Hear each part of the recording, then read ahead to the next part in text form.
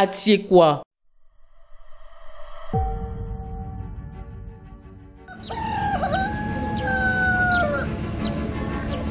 Rien ne peut freiner la détermination de cette vaillante population de plus de 3500 frères vivant permanemment sur le site du quartier général de la CMCI Côte d'Ivoire pendant les croisades. Tôt le matin, le porte-parole du quartier est déjà en jambes. On l'appelle le griot. Nous portons toujours de bonnes annonces pour toi et moi. Nous sommes en train de dire que frère, il reste 10 jours de notre croisade. Donc ces 10 jours, il faut les prendre au sérieux. Parce que la fin d'une chose vaut mieux que son commencement. Son rôle est de porter haut la voix des responsables de comité vers le peuple pour donner des messages de sensibilisation et aussi certaines informations relatives à l'ordre et à la discipline sur le site. Nous apportons des annonces pour dire aux frères de mieux se comporter, de mieux prendre les choses au sérieux au niveau de la salubrité, au niveau de l'hygiène, au niveau de eux-mêmes, de leur propre vie. Et qu'ils soient toujours prompts à être à la croisade. Et aussi d'autres messages qui nous parviennent au niveau du comité d'organisation. Donc, tout ceci, nous le faisons pour que notre croisade soit un succès. Donc, c'est pourquoi nous passons chaque jour les messages. Et aussi, il y a des frères qui viennent avec des messages comme des pètes d'objets, etc. Nous annonçons et par la grâce de Dieu, nous trouvons ces objets-là pour le bien-être de la croisade et des frères sur le site. Le matin, c'est aussi la recherche intense de Dieu, seul, en famille ou entre amis.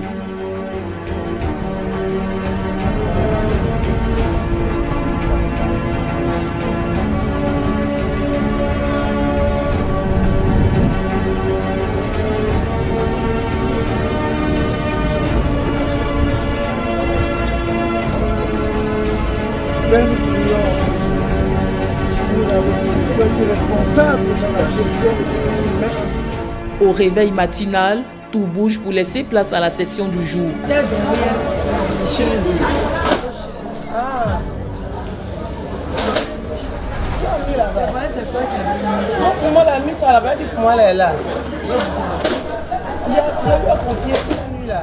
La croisade pour le renversement des principautés personnelles et familiales. Après avoir occupé l'espace pour un petit temps de repos, c'est l'heure de le libérer. Et chaque jour, c'est le même mouvement. Les matins, le comité salubrité travaille dans toute sa dévotion pour rendre le site propre et agréable. Dans cette équipe dynamique se trouvent les balayeuses du quartier, composées des mamans fort avancées en âge, des personnes du 3e âge, comme maman Akissi, âgée de 76 ans, qui travaille par amour et par reconnaissance à Dieu, qui lui a fait du bien. 2019 que Dieu m'a appelé. Quand je suis venue, on m'a fait brisement les liens. Dans mon rêve, il y a eu Jésus, il m'a donné d'abord, il m'a donné balai. Il dit, c'est, je t'ai sauvé, travaille. C'est 2019 que je travaille. J'ai 76 ans, mais lui, il me donne la force de travailler, toujours. Donc, je suis dans la joie. Mes enfants qui ne travaillent pas, il a donné travail. Ma fille qui n'a pas eu mari, on a marié. CMCI. Mon dernier fils, 10e, Dieu a envoyé Maroc pour aller travailler là-bas. Donc mon cœur est dans la joie. Mais aussi, je trappe les camps. 100 ans, je vais travailler dans sa maison. Pareil pour maman Célestine. Beaucoup travaillé. Donc c'est là, j'ai pris le devant en même temps. Sinon, on m'a pas... À l'église à Djamé, on nous a dit de balayer, mais je ne me suis pas mis dedans. Parce que j'habite à Yopougon et puis je suis seule, je ne connais pas mon programme. Donc dès que je suis arrivée, comme j'aime travailler, puis je me suis mise dedans. Donc je me lève vers 3h, 4h, je fini de me laver net et puis je viens balayer pour gagner du temps pour venir au culte. Donc c'est comme ça. Le balayage terminé, le site est propre et la mise en place est parfaite. Un constat fait dans l'émission À vous la parole par certains interviewés. Il y a beaucoup de choses qui m'ont marqué parce que nous sommes véritablement au 10e jour. Il y a d'abord cette organisation au sein du site D'abord, beaucoup de propreté parce que depuis que je suis arrivée, je n'ai pas vu de papier sur le sol et puis j'ai vu les poubelles partout. Nous rencontrons à côté Germain Yao, le paysagiste. C'est lui le responsable du comité aménagement et paysagisme, comité nouvellement créé pour l'embellissement du site. Le paysagiste, c'est quelqu'un qui fait la décoration de la nature. Voilà. Donc, je disais que le Fado est né des anciens, des responsables du comité d'organisation, qui ont estimé qu'il fallait qu'on organise, qu'on fasse bien qu'on n'ait pas encore conçu le grand temple et que l'architecture finale n'est pas encore née. Je pense qu'avec ce qu'on a, nous devons bien faire. Vous savez que notre père, le pasteur Médé Boniface, est un homme qui aime tellement les bonnes choses. Donc avec lui, même quand c'est provisoire, il faut que ce soit bien fait. C'est pour ça que moi aussi j'ai épousé le Fado et à notre niveau, vous voyez ce que nous avons fait. On n'est pas arrivé au bout de nos idées. Mais je pense que ce que nous avons fait, bon, il y a quand même la majorité des frères qui sont contents, qui apprécient. Dans le grand comité de décoration, Cynthia Kwasi, décoratrice en chef à la CMCI Côte d'Ivoire, apporte des petites touches de créativité pour maintenir le décor planté depuis le premier jour de la croisade. Depuis le premier jour, nous avons déjà planté le décor, mais nous avons constaté que le vent, bon, comme nous sommes en pleine nature, le vent fait son travail. Et chaque jour nous passons pour voir ce qui a été enlevé, ce que nous devons retoucher, ce qui s'est sali pour changer. Donc c'est ce que nous sommes venus faire ce matin. Les matins, chacun a son récipient en main. Premier réflexe, recueillir de l'eau pour les besoins de toilettage. Ce matin, je viens de la douche. Après avoir pris mon bain, j'ai lavé mon pantalon qui était sale. Alors j'ai décidé de remonter afin de pouvoir m'apprêter par rapport à la journée. Et parce que ce soir, nous aurons, je suis au niveau du ministère de la Délivrance. Il y aura ce soir un ministère des Brisements aériens. Nous allons veiller. Donc, je viens de commencer la journée ainsi.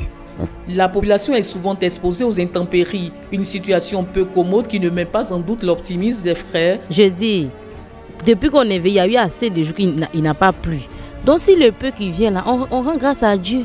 Si tous les jours qu'il avait plu, on allait faire comment? Ça serait plus terrible. Donc le Seigneur nous a fait la grâce, ça vient mais ce n'est pas aussi trop fort que ça. Donc on fait avec. Cependant, ils prennent leurs dispositions. Vu le temps, le climat, en tout cas, il fait vraiment très froid ici. Et comme je sais un peu le froid, je suis venu prendre l'eau chaude auprès des sœurs. Elles vendent de l'eau chaude, en tout cas, pour nous aider, pour ceux qui n'arrivent pas à supporter le froid. Donc elles vendent de l'eau chaude pour pouvoir aider ces personnes-là.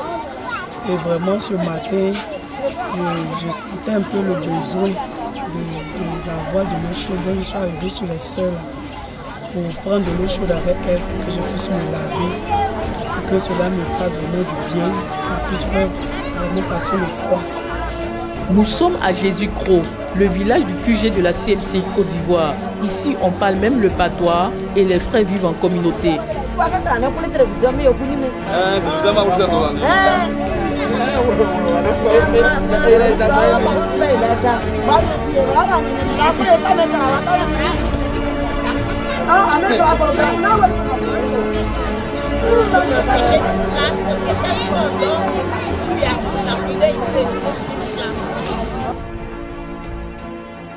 Au village ici, nous vivons en harmonie.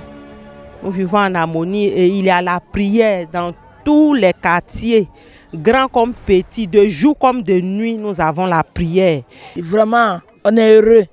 On est plus que heureux. Et mon souhait, c'est que chaque année, qu'on ait un petit espace comme ça, pour vivre comme ça toutes les croisades. Voilà, nous savons que nous sommes très nombreux.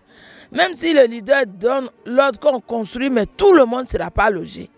Mais qu'on nous aide à trouver toujours un endroit que nous-mêmes on peut aménager comme on le fait et puis suivre la croix. On est vraiment heureux. Nous sommes ici, nous préparons pour l'équipe. vraiment de bien. Et puis pour les intercesseuses, nous sommes nombreux, il y en a qui ne sont pas encore arrivés. Aujourd'hui, nous sommes en train de faire la sauce baouin avec du riz pour servir aux briseurs de biens et aux intercesseuses de Dieu. À Atiekwa, on cuisine les matins pour apprêter la rupture du soir, car l'église est dans une période de jeûne et de prière contre les principautés. Ici, c'est la cuisine de Maman Colette Meigné, la missionnaire numéro 2 de la CMCI Côte d'Ivoire. Nous trouvons ces filles en pleine préparation. Nous sommes à la cuisine de Maman Colette et nous préparons pour la délégation étrangère. Et par la grâce de Dieu, nous préparons les différents mets. Faisons du placali, de ndolé, des haricots, des couscous, des spaghettis, des frites au poulet, un peu de tout. Amen. Et ça se passe très bien par la grâce de Dieu. Et nous commençons tout par la prière et Dieu est avec nous. Amen. Oui, on arrive à suivre la croisade. Pendant que nous sommes en train d'enlever le riz dans la marmite, quand le pasteur Meigné nous dit on taille, nous taillons. Il dit on renverse, nous renversons avec ce que nous attendons. En journée, le marché est ouvert, mais avec peu d'affluence. Dans ce marché se trouve la Grande Braderie, une initiative de la sœur Élise de Gonzague. Ici, on achète, on donne et on vend pour les projets de l'église. Pour l'histoire, la Grande Braderie est née à la fin de l'année 2023, timidement, à Benjerville. Et nous avions le fardeau de pouvoir contribuer au succès de l'œuvre par des dons. Et en réfléchissant, nous nous sommes dit, nos frères, nos sœurs de la communauté ont certainement envie de donner pour que l'œuvre de Dieu prospère, mais n'ont pas l'argent liquide comme ça pour donner. Mais il peut arriver qu'une personne, dans ses affaires, a quelque chose à vendre pour contribuer à l'œuvre de Dieu. Et nous avons lancé l'appel au niveau de l'église de Benjerville pour dire, si tu veux donner à Dieu, que tu n'as pas l'argent dans l'immédiat, tu peux nous faire venir tout ce que tu as à la maison, qu'on peut vendre, des choses vendables, pour qu'on puisse vendre pour contribuer. Et les frères ont répondu massivement. Ils sont venus avec des habits, il y a certaines personnes avaient des réfrigérateurs, en tout cas tout ce qu'ils avaient et qu'ils n'utilisaient pas. Et on a vu que ça avait donné. C'est comme ça que l'idée est partie et au fil des années, on a continué. Et en 2024, on a officialisé un tant soit peu la chose et ça a pris forme. Et aujourd'hui, nous sommes là en 2025 encore. Nous avons déplacé même la boutique au niveau d'Atiekwa pour communiquer, pour dire aux frères que nous sommes là. Ils peuvent donner des affaires, ils peuvent nous faire vendre certaines choses, ils peuvent aussi contribuer en donnant même, pourquoi pas de l'argent, pour que nous puissions ensemble construire, bâtir l'œuvre de notre Père. Les activités sont intenses et permanentes. L'ambiance est conviviale et aussi fraternelle. Les frères s'y plaisent et vivent tous les mêmes réalités.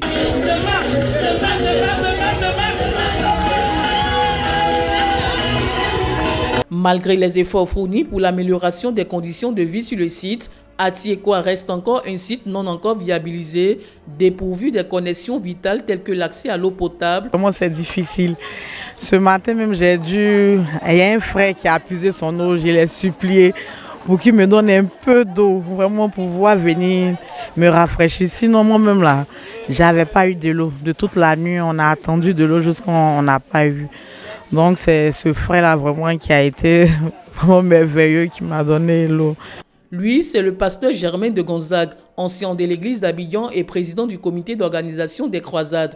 En tant que PCO, il se prononce sur l'épineuse question de l'eau à Atiekwa afin d'apporter des pistes de solutions. Pour rassurer les frères, il leur présente d'abord la situation actuelle qui prévaut sur le site. Une situation qui n'est pas à négliger, une quasi-réalité. Le comité est donc parti voir les administrateurs tels que la SODECI, tels que l'ONEP en tant que comité directeur, et on a essayé d'échanger avec eux. Nous avons présenté notre besoin en termes d'eau et que cette année on sera plus nombreux voire même 5000 personnes sur le site. C'était le vœu du leader, qu'une grande population importante soit sur le site. Or, là où il y a les hommes, s'il n'y a pas l'eau, c'est la désolation, c'est le découragement, c'est difficile. Je comprends aujourd'hui quand on dit une vie est viabilisée, c'est-à-dire il y a l'eau, le courant. Alors jusque-là, le quartier n'est pas encore totalement viabilisé. Voyons-vous, une citerne qui prend l'eau en ville, qui vient, elle va fournir combien de personnes? On a en moyenne, si on n'a rien permanent, 3500 avec une citerne. J'avoue que nous-mêmes, humainement, ça nous a dépassé. Parce que l'eau ne peut pas suffire à tout le monde. D'abord, sa livraison n'est pas en temps réel et les besoins sont réels. Il faut de l'eau pour se laver, de l'eau pour se doucher, de l'eau pour le WC, de l'eau pour préparer. Tout est l'eau. Donc, il y a un problème criard. Et quand ça vient même, la distribution est difficile parce qu'imaginez, 3000 personnes se mettent au même niveau, au même point de chute pour pouvoir prendre l'eau. Donc, voyez-vous déjà que la distribution est difficile. Mais si l'eau venait, ça sera difficile dans la distribution. Donc, nous prions que Dieu nous aide pour la suite, pour l'année prochaine. Nous allons nous battre comme le courant est en train de venir. De la même manière, on va faire des démarches administratives pour que vraiment ce problème étatique de l'eau puisse être résolu pour l'année prochaine, c'est-à-dire la 18e édition. L'eau est effectivement sur les sites, mais en quantité insuffisante, ce qui ne rend pas sa distribution aisée à cause de la forte présence des frères résidant sur le site. Pour ce fait, l'Office national de l'eau potable, ONEP, par la voix de M. Diakité, demande aux frères de faire preuve de responsabilité en utilisant l'eau avec discipline et modération. On peut dire aux fidèles de ne pas se décourager. C'est compliqué pour tout le monde. On essaie de faire avec ce qu'on a. On fait ce qu'on peut pour les satisfaire. Donc c'est à eux aussi de ne pas trop gaspiller l'eau. On a l'impression que quand ils voient l'eau nette, il y a trop de gaspillage. Ou bien il y a d'autres même qui ont l'eau recueillie dans leur fût, ils n'utilisent pas, ils veulent prendre encore d'autres pour remettre là-dessus. Non, c'est pas comme ça. C'est un peu. Voilà, c'est pas un site où il y a un château. Voilà, c'est une citerne qui vient vous ravitailler. Donc un peu, voilà, même quand toi tu as 2 seaux que l'autre n'a pas, tu peux donner un seau à l'autre. C'est comme ça. Il faut s'aider quoi. Nous aussi on est un peu fatigués. Mais ça va aller, on tient. La demande qui a été effectuée au niveau de l'ONEP pour venir aider l'église. Voilà. Bon, normalement, nous on n'a pas de soucis. On nous a seulement demandé de tout faire pour remplir au moins 100 mètres cubes d'eau.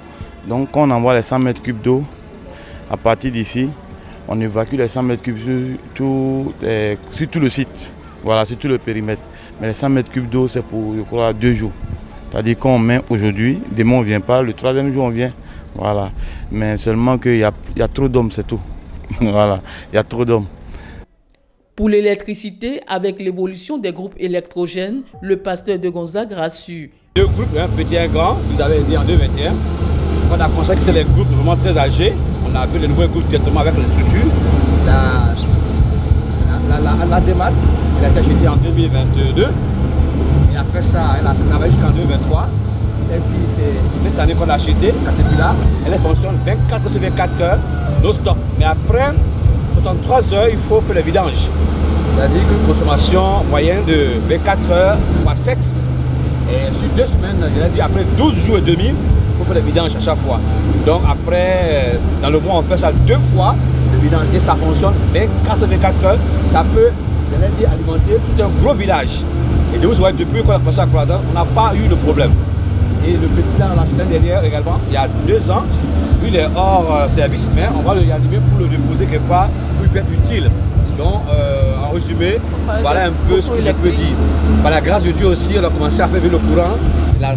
La CIE, qui ne saurait tarder dans les jours, le mois qui viennent, durant l'éclairage public, par la grâce de Dieu. Donc, voilà un peu ce que je peux dire en termes d'infrastructure énergétique. Que Dieu vous bénisse abondamment. Restez ferme, ayez la foi. Dieu est avec nous. À Dieu quoi, c'est le terre où il y a la vie. Le courant déjà sur les sites, ce n'est qu'une question d'heure pour l'installation définitive de la CIE.